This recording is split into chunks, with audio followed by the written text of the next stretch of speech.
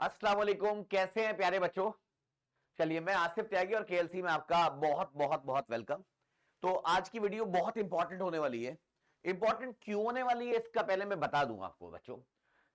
अभी मार्च में हम लोग एंटर कर चुके हैं, तो मैं ये मान के चलता हूं कि ज्यादातर लोगों के सिलेबस किसी भी कोचिंग में पढ़ रहे हो आपके सिलेबस कंप्लीट हो चुके होंगे। ठीक है। और अगर कोई बच्चा ट्वेल्थ के एग्जाम दे रहे हैं तो उसके ट्वेल्थ के एग्जाम भी अभी मार्च में कंप्लीट होने वाले हैं। ठीक है।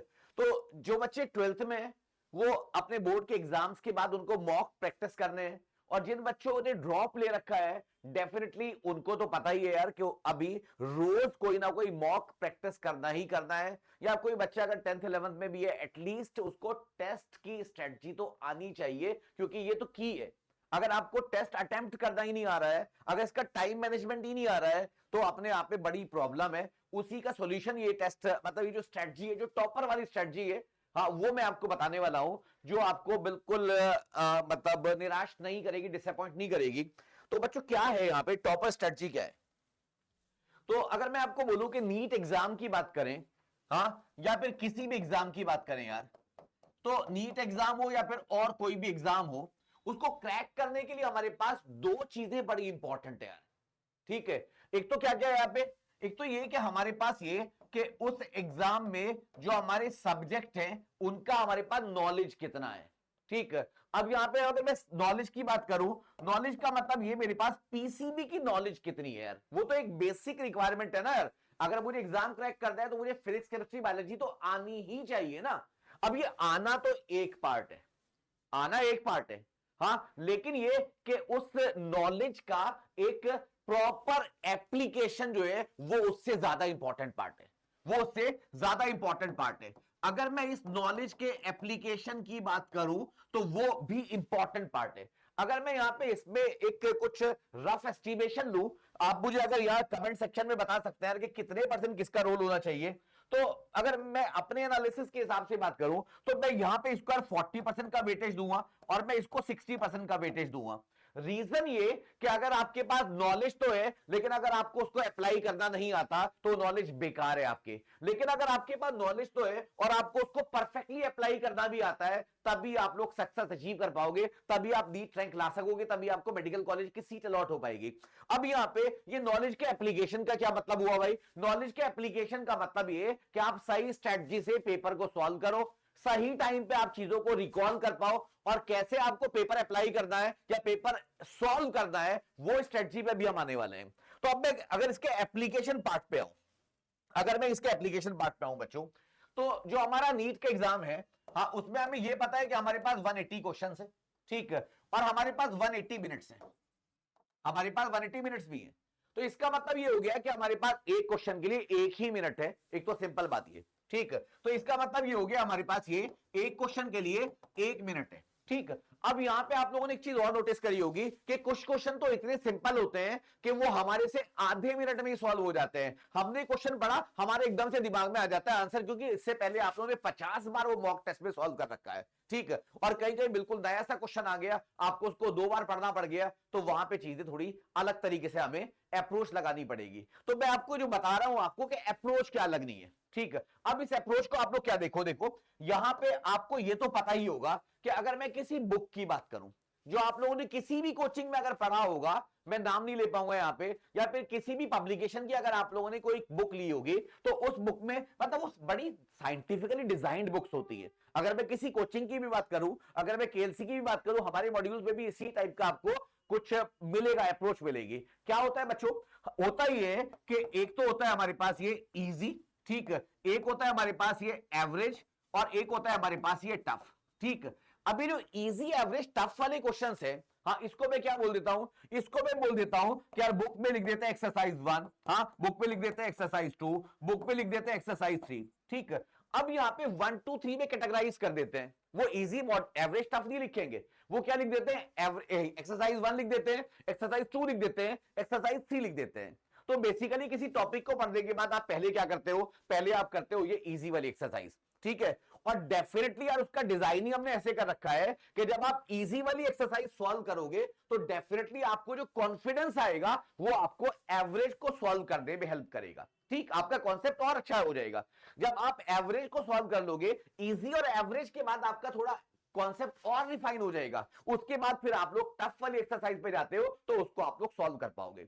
बस इसी अप्रोच के हिसाब से आपको क्या करना है, जो आपका नीट का एग्जाम पेपर है, जो आपको मॉक टेस्ट दे रहे हो, उनमें ये मेरी स्ट्रेटजी आप एक बार अप्लाई करके देखना। ठीक, अब यहां पे बच्चों ये जो इजी, मॉडरेट या फिर इजी, एवरेज, टफ का तो मैंने आपको बताया कि क्वेश्चन में 3 लेवल होंगे ना, या तो इजी होगा या एवरेज होगा या टफ होगा। ठीक, अब पेपर सॉल्व करने की अप्रोच क्या हो सकती है? पेपर सॉल्व करने की एक तो होती है लीनियर अप्रोच, एक तो होती है लीनियर अप्रोच। अब ये लीनियर अप्रोच क्या है बच्चों? लीनियर अप्रोच ये है कि आपने शुरू किया क्वेश्चन नंबर 1 से लेके और फिर आप लोग चले गए कहां तक? क्वेश्चन नंबर 180 तक चले गए और आप लोग सीरियल में 1 2 3 4 5 से आप लोग सॉल्व करते चले गए। अब इस अप्रोच में मतलब लगता तो सही है यार कि यही तरीका सही है कि हम लोग 1 से लेके 180 तक क्वेश्चन पढ़ डालें और करते चले जाए। इस अप्रोच में प्रॉब्लम क्या है? इस अप्रोच में प्रॉब्लम ये, करना आपको यही है लेकिन यहां पे थोड़ा सा रिफाइन करके अप्रोच फॉलो करनी है। अब सेट बहुत सारे आते हैं, आपको पता है। उन बहुत सारे सेट में हो सकता है क्वेश्चन नंबर 1 जो है, हाँ, वो फिजिक्स का हो सकता है किसी सेट में क्वेश्चन नंबर 1 केमिस्ट्री का हो सकता है किसी सेट में क्वेश्चन नंबर 1 बायो का हो सकता है किसी सेट में क्वेश्चन नंबर 1 हो चाहे किसी का भी, लेकिन बिल्कुल बाउंसर हो, पहला ही क्वेश्चन टफ। ठीक, अब आपसे पहला नहीं हुआ तो इसका मतलब ये, वो टफ वाले को पहला देखते ही आप लोग जो है, हाँ, वो एकदम से घबरा गए। उसके बाद मॉडरेट था सेकंड वाला, लेकिन क्योंकि आपको पहली बाउंसर पड़ चुकी थी और आप घबरा चुके थे, अब आपसे सेकंड वाला जो मीडियम वाला था, एवरेज वाला, वो भी नहीं हुआ। अब पता लग रहा है तीसरा क्वेश्चन इजी था, लेकिन क्योंकि आपको पहले दूसरे क्वेश्चन में बाउंसर पड़ चुकी है और आप घबरा गए, हो सकता है तीसरे क्वेश्चन में भी आप गलती करो। तो पहले तो आप एग्जाम में इस माइंडसेट से जाइए कि 180 क्वेश्चन दे रखे हैं, 180 के 180 क्वेश्चन सारी जनता को नहीं कर दे। टॉपर को 180 करके आने, जिसको 720 लाने हैं। ठीक है, लेकिन सारी जनता 720 वाली नहीं है ना। बहुत सी जनता ऐसी है ना कि 650 आ जाए यार, एक डिसेंट मेडिकल कॉलेज मिल जाए। कोई स्टेट ऐसा होगा जहां पे 600 नंबर आ जाए यार, डिसेंट सा मेडिकल कॉलेज मिल जाएगा। कोई कैटेगरी वाला बच्चा होगा, हो सकता है उसको ये कि 500 नंबर से मेरी कैटेगरी में मुझे कॉलेज मिल जाएगा। कोई अगर एसटी कैटेगरी वाला आ रहा है, कोई फिजिकली हैंडीकैप्ड वाला है, उसका टारगेट ही अगर 400 नंबर वाला है, तो उसको ज्यादा बॉदर करने की जरूरत नहीं है। एक तो ये कि अपनी कैटेगरी के हिसाब से आप अपने लिए सेफ स्कोर क्या है वो दिमाग में रखिए। ठीक है, और प्लस ये कि आप अपनी स्ट्रेटजी, अपनी स्ट्रेंथ के हिसाब से आपका क्या सब्जेक्ट फेवरेट है, वैसे जो एक तरीका जो मैं आपको अभी आगे बताऊंगा, जो नॉर्मल जो अप्रोच होती है। अब यहां पे ये क्वेश्चन नंबर 1 से लेके क्वेश्चन 180 तक लगातार करना, एक तो ये अप्रोच हो सकती है। दूसरी अप्रोच ये हो सकती है कि यार जो भी मेरे सब्जेक्ट है, सपोज मैंने पहले बायोलॉजी करी, फिर मैंने केमिस्ट्री करी, फिर मैंने फिजिक्स करी, पहले बायोलॉजी कंप्लीट कर ली, फिर केमिस्ट्री कंप्लीट कर ली, फिर मैंने फिजिक्स कंप्लीट कर ली। एक ये भी अप्रोच है। हाँ, लेकिन इन दोनों अप्रोच से बढ़िया अप्रोच क्या है वो मैं आपको डिस्कस करने वाला हूं, जिसका मैं नाम देता हूं यहां पे, क्या वो केएलसी के टॉपर की अप्रोच है। केएलसी अप्रोच है एक टॉपर वाली अप्रोच। ठीक, अब यहां पे यार आज के बाद ये हमारे पास ये इस अप्रोच का नाम केएलसी अप्रोच। ठीक है, अब ये टॉपर वाली अप्रोच है भाई। ठीक है, अब ये टॉपर अप्रोच वाली है। ठीक, सिलेक्शन वाली अप्रोच है। आपको करना क्या है बच्चों? आपको पेपर जो सॉल्व करना है, आपको पेपर सॉल्व करना है राउंड 1। ठीक है, आपको लेना है अब राउंड 2। ठीक, अब लेना है आपको राउंड 3।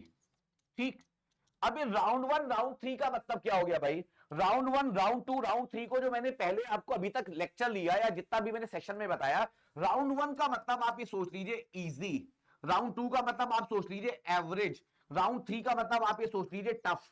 ठीक, किसी भी एग्जाम में बच्चों, अगर मैं ट्रेंड की बात करूं, लास्ट ईयर रैंक इन्फ्लेट हो गई थी, उसके रीजन मैं बार बार डिस्कस करके आपको डिसअपॉइंट नहीं करना चाहता हूं कि कितना घपला हुआ था, फिर क्या इवन ये कि कोर्ट ने मांगा पेपर आउट हुआ है, उसके बाद भी हुआ कुछ नहीं था। लेकिन इस बार आप मान के चलिए कि पेपर जो है, क्योंकि एनटीए ने काफी कोशिश करी है, हाँ, कि वो लास्ट ईयर वाला ब्लॉट इस बार ना लगे। हाँ, इसलिए उन्होंने पूरी कोशिश ये है कि पेपर बहुत अच्छी तरीके से होने वाला है, बहुत जेन्युइन तरीके से होने वाला है। हाँ, तो मार्क्स भी ठीक ठाक मिलने वाले हैं। मेरा मानना यह है कि यार किसी भी पेपर में जो है ना, अराउंड 25% पेपर जो होता है ना, वो तो इजी क्वेश्चन है, कोई भी कर जाएगा। ठीक, अब कोई भी कर जाएगा इसका मतलब ये कि इससे कुछ नहीं होना भाई, इससे सिलेक्शन होने का मतलब ही नहीं है। ठीक, 25% के बाद मेरे पास यहां पे 60% पेपर जो है वो एवरेज वाला है राउंड 2 में। ठीक, और यहां पे मेरे पास ये कितना हो गया, अब ये मेरे पास बच गया 15%। ठीक, ये टफ वाला है। अब करना क्या है बच्चों, करना ये है कि जब आप लोग पेपर स्टार्ट करते हो, ठीक, तो वो चाहे आपका मतलब नॉर्मली बायोलॉजी से शुरू करो ज्यादा अच्छा है, फिर केमिस्ट्री पे जाओ, फिर फिजिक्स पे जाओ, लेकिन आपको करना क्या है, पहले राउंड में आपको जितने भी इजी क्वेश्चंस हैं वो कर डालने हैं। अगर मैं इजी क्वेश्चन मानूं तो इजी क्वेश्चन जो है हमारे आउट ऑफ 180 जो है, आप ये मान लीजिए 40 से 50 क्वेश्चन इजी होने वाले हैं। 40 से 50 क्वेश्चन इजी होने वाले हैं। अगर वो 40 से 50 क्वेश्चन इजी होने वाले हैं तो इसका मतलब ये कि वो इजी वाले क्वेश्चन आप हार्डली, आप ये मान लीजिए कि आपको मुश्किल से 20-25 मिनट लगने वाले हैं। आपको यहां पे 20 से 25 मिनट लगने वाले हैं, और ये आपके 40-45 क्वेश्चन इजी वाले, पहले बायोलॉजी के इजी वाले क्वेश्चन सॉल्व कर लो, हाँ, उसके बाद केमिस्ट्री वाले इजी वाले क्वेश्चन, इवन फिजिक्स में भी कुछ क्वेश्चन ऐसे होंगे जो थ्योरी वाले होंगे या फिर जो आपके बहुत बार घर पे प्रैक्टिस करे हुए होंगे इजी वाले क्वेश्चन, उनको पहले राउंड में कर डालिए। आपके पेपर में अगर पहला क्वेश्चन टफ आता है, आपको यह चीज आइडेंटिफाई करनी आनी चाहिए कि यह क्वेश्चन टफ है। जानबूझ के क्वेश्चन ऐसे डाले जाते हैं जो आपके रोड को ब्लॉक करेंगे, वो आपको चेक करेंगे, आपका टेम्परामेंट चेक करेंगे। कल को आपको डॉक्टर बनना है, ठीक है, कोई एक्सीडेंट का पेशेंट आ रहा है, हाँ, उसके सर में चोट लगी हुई है, 10 जगह चोट लगी हुई है, उसका खून बह रहा है किसी एक जगह से, पता लग रहा है यार कि आप उसका इलाज कुछ और करे पड़े हो, उसका खून बाहर जा रहा है, हाँ, इतने में निकल लेगा, या फिर पता लग रहा है 4 जगह चोट लगी हुई है, जहां से कम खून बह रहा है वहां पहले इलाज कर रहे हो, जहां ज्यादा खून बह रहा है उसको आप बाद में देख रहे हो, तो मर जाएगा ना बंदा। तो इसका मतलब हमें प्रायोरिटी सेट करनी है। प्रायोरिटी हमें क्या सेट करनी है, हमें पहले इजी वाले क्वेश्चन करने हैं ना बच्चों। तो पहले इजी वाले क्वेश्चन जो है, जब हम इजी वाले क्वेश्चन कर डालेंगे, उससे हमारा जो कॉन्फिडेंस बूस्ट होगा, डेफिनेटली आपको राउंड 2 में सॉल्व करने में आसान हेल्पफुल रहेगा। राउंड 2 में आपको 60% पेपर है, और ये आपके लिए गेम चेंजर होगा। गेम चेंजर मतलब ये कि अगर आप इन 2 सेक्शन को कंप्लीट कर लेते हो, 85% आपका पेपर हो गया, ये आपको मेडिकल कॉलेज में पहुंचाने के लिए काफी है। हाँ, ठीक है, इतने में आप अपनी सीट सिक्योर कर सकते हो, यहां पे ओके, इतना तो काफी है। ठीक है, अब ये राउंड 2 जो है ये थोड़ा लंबा चलेगा, क्योंकि यहां पे 60% मैंने आपको बता दिया। ठीक है, 60% का मतलब आप ये मान लीजिए अराउंड जो है, ये कितना क्वेश्चन हो गया, 80 क्वेश्चन के आसपास हमारे इसमें जाएंगे यार ये, और इसमें लगेगा आपको 1 घंटा लगेगा, बल्कि 1.5 घंटा भी लग सकता है। लेकिन ये कि आप यहां पे, फिर मैं बता रहा हूं आपको कि आपको ये आइडेंटिफाई करना आना चाहिए, पहला क्वेश्चन अगर आपका टफ आ रहा है ना, आप उसको छोड़ के आगे बढ़ जाइए। कोई जिद नहीं करनी है उसने कि नहीं यार सॉल्व करके आगे बढ़ूंगा, कोई कदर खड़ी करने की जरूरत नहीं है वहां पे कि नहीं यार देखते हैं कैसे करेंगे। पता लग रहा है कि आपने वो फिजिक्स सॉल्व करने के चक्कर में, टफ क्वेश्चन को पहले सॉल्व करने के चक्कर में आपने टाइम भी वेस्ट किया, सॉल्यूशन भी नहीं निकला, प्लस ये कि आपका रिदम भी बिगड़ गया, आपकी लाइन लेंथ भी बिगड़ गई। तो टफ क्वेश्चन को एज ए चैलेंज नहीं लेना, उसको बाद में निपटेंगे यार, ठीक है।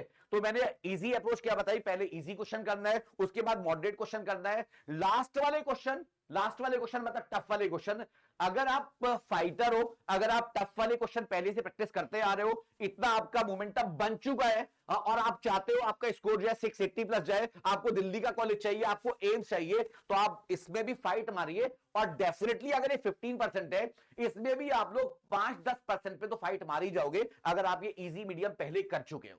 ठीक है, तो यहां पे ये बहुत बढ़िया स्ट्रेटजी मैंने आपको बताई कि आपको पहले क्या करना है। आपको पेपर जब सॉल्व करते जा रहे हो, तो पहले राउंड में आपको सारे के सारे इजी निपटा देने, दूसरे राउंड में आपको सारे के सारे जो मॉडरेट है वो कवर कर देने, ठीक है, और फिर तीसरे राउंड में जो है आपको वो टफ वाला पेपर लेना है। और जब आप टफ वाले पेपर में आओगे ना, तो यहां पे एक और चीज आपको फॉलो कर दीजिए, जब आप टफ वाले को अटेम्प्ट करोगे, तो जब 1 से 180 पे जाओगे, जब 1 से 180 पे जाओगे, हाँ, तो अभी भी यार कुछ क्वेश्चन ऐसे होंगे ना नहीं हुए थे यार, हाँ, उनको भी ढूंढना है, तो आप फिर 180 से 1 की तरफ आओगे, क्योंकि उसमें क्या होगा, ये मुश्किल वाले सवाल थे, हाँ, अभी आपने थोड़ी देर पहले इसको ट्राई किया था, अगर आप इसको वापस लोगे तो इसका मतलब ये कि अभी थोड़ी देर पहले आपने कुछ अप्रोच सोची थी, हो सकता है आपको इसमें कुछ और समझ में आ जाए।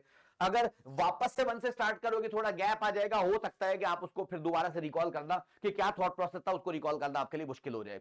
तो बच्चों ये सेशन आज के लिए आपको, और इसमें जो मैंने आपको तरीका बताया, हाँ, इसको आप क्या करें, आज से ही आपके जो मॉक टेस्ट है उनमें अप्लाई करना शुरू करिए, और 2-4 मॉक टेस्ट जब आप प्रैक्टिस करोगे तो आपकी इसकी हैबिट बन जाएगी। जब इसकी हैबिट बन जाएगी, आपको डेफिनेटली अपना स्कोर इंप्रूव होता दिख जाएगा, गारंटीड है यार, ये टेस्टेड एंड ट्रस्टेड फॉर्मूला है, ये टेस्टेड एंड ट्रस्टेड फॉर्मूला है टॉपर्स के लिए। इस सेशन के लिए मैं अभी यहां पे इसको वाइंड अप करता हूं। आज के लिए इतना। बस आपको करना क्या है कि अगर ये वीडियो आपको सही लगी है, हाँ, तो आपको करना ये है कि इसको लाइक करना है, इसको शेयर करना है और हमारे चैनल को सब्सक्राइब करना है, ठीक है, जिससे कि इस तरह की यूजफुल इंफॉर्मेशन जो है वो आपके साथ साथ और बच्चों के पास भी पहुंच पाए। और किसी यूजफुल इंफॉर्मेशन को दूसरे तक पहुंचाना भी अपने आप में सदका जारिया है। रमजान का महीना है, हाँ, तो ये कुछ कमाते रहिए, सवाब कमाते रहिए, नेकी कमाते रहिए, पुण्य कमाते रहिए। आज के लिए इतना ही। अल्लाह हाफिज।